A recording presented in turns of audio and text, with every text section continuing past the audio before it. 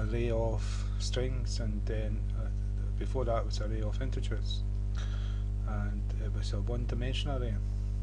You get two-dimensional arrays, but you also get arrays of objects, and so it's time to look deeper into objects, and like this is like essentials for understanding object-oriented programming.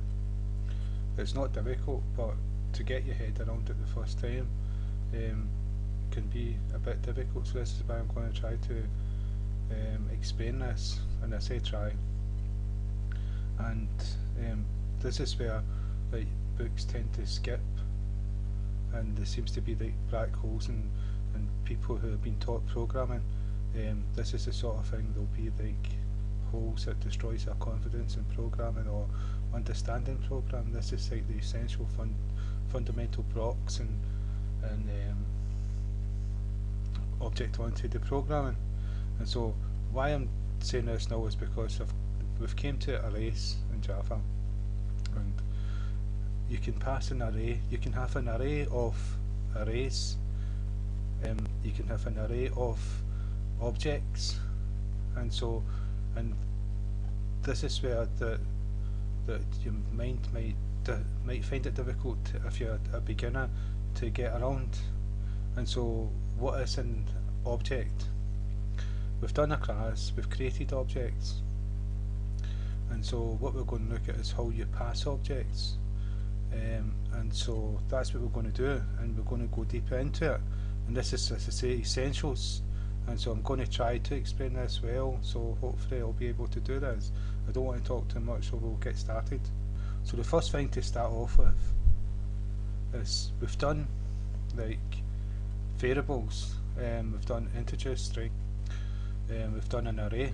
And an array is the same as a variable, but it's a collection of variables all grouped together as under one name, and you can index each element.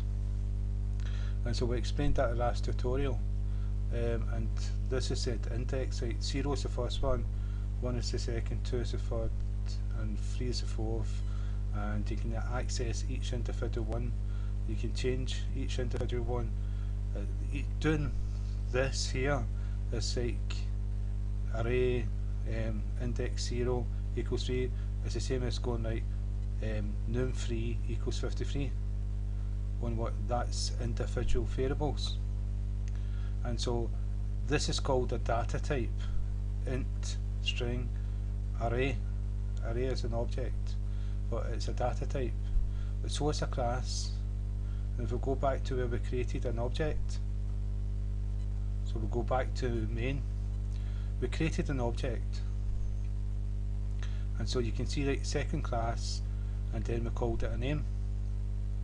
So we've done it all in one line there, but we could have done it in two lines, and sc equals, so we could have done it like that there. The reason why I've done it like this, so you can see that we've declared it the same way as we've done a variable, and then we've assigned a value to it. And so this here is the same as int num.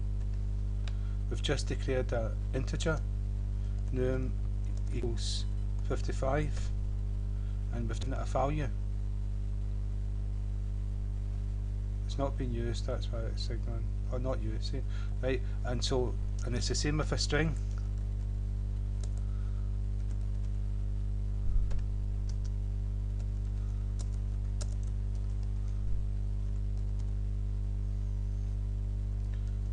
A string is double quotes, don't forget the double quotes. So that's us declared a string and an integer, and we've given it a name, and we've assigned a value to it. We'll separate them so you can see them better. And so this is the data type string, which determines what goes into this memory, this variable, and it's YouTube in this one, and this is the data type, and that determines what goes into this variable, and it's a number, an integer. So that's string and that's integer. And so this class is called second class as an object, and that's a data type.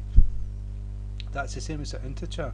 And the key point to remember is that we are using int and string from Java. But Java, as you can see from here, what's popped up, the string class represents character strings. All string literals in Java programs such as ABC are implemented as instances of this class. It's just told you that string is a class. This has already been created for us. And it's the same with the primitive int.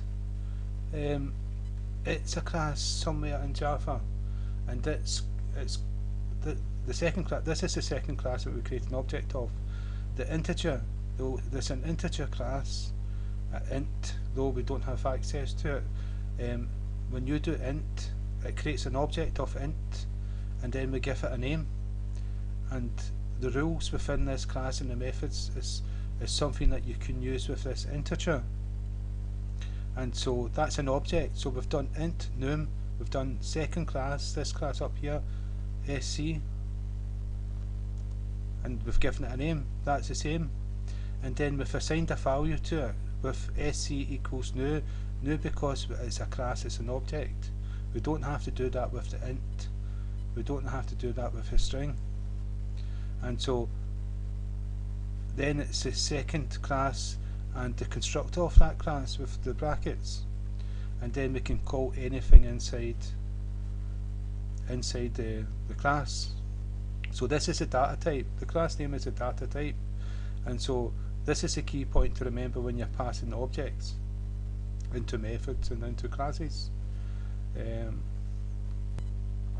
So you can pass like objects, a whole class as an object into another class, and you can pass it into an array, or you can make an array of a class. And so I'll give you an example of this. I'm going to use answer class, this one up here.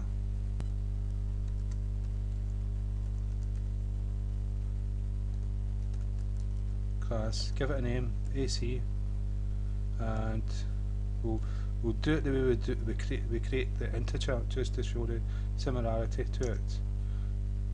And so it's AC equals new keyword because it's an object, answer class, brackets, semicolon.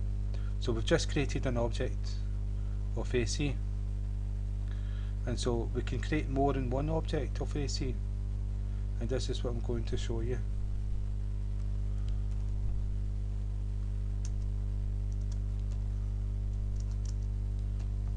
And what we do is we'd give them different name to.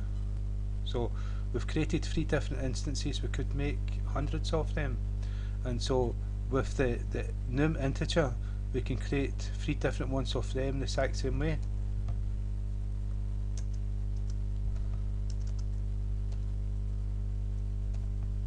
So we've done the exact same thing, and we've got to change the name as well, 1, 2, just to make them different. Now it's all been accepted and we've assigned a value. So we've created 3 of them. We could create 3 different string names as well, and so we can create an array of integers. It's like that's 3 different integers, and we could have like 200 of them. So you can imagine how difficult that would be to control, to remember, to configure without making mistakes and creating problems for yourself. So what you would do is you would have an array of 200 instead of declaring every single one of them. You can have an array of objects, just like this. If you had 200 instances of this class, you could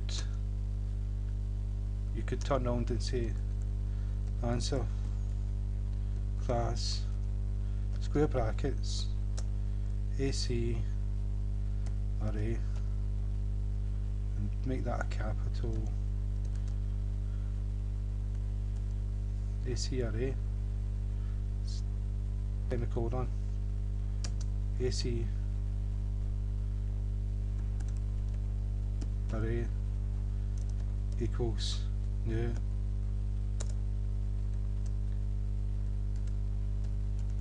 answer class. Let's see if that's right.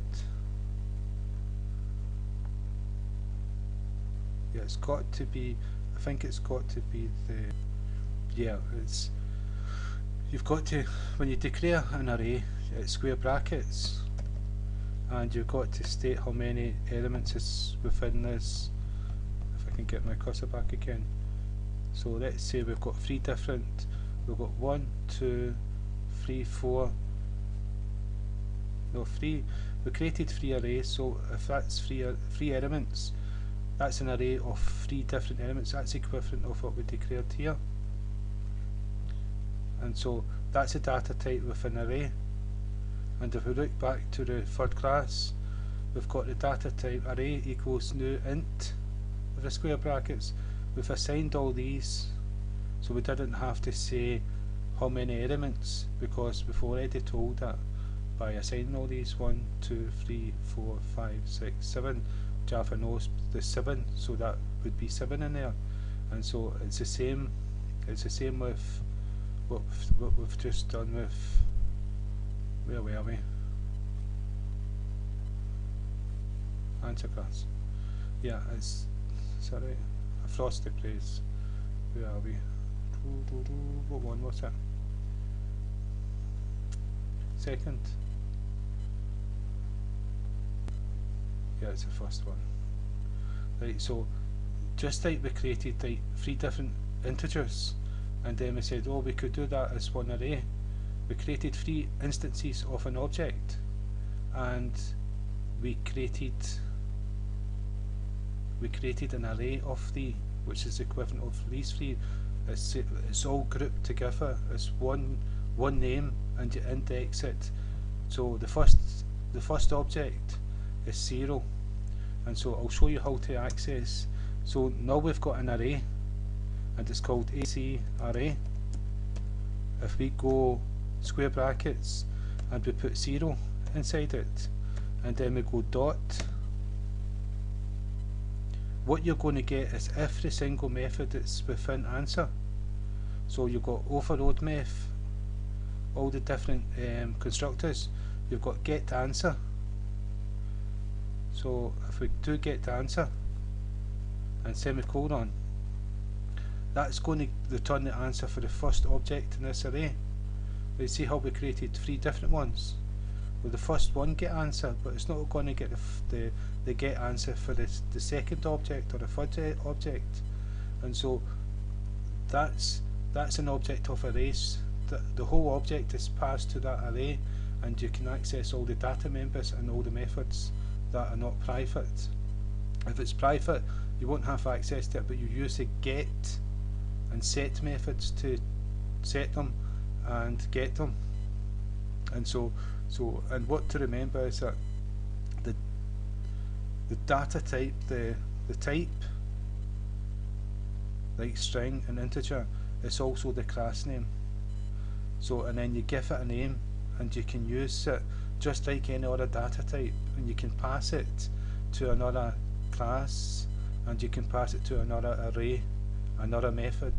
And so we're going to continue this with next tutorial, because this is Site Essentials, and I hope that I explain it well so that you do grasp it and able to use it, because it's very important. And this is what sort of gets neglected, and you learn all the different essential parts of programming, object-oriented programming style, and yet these fundamental bits are missing. So this is the key parts.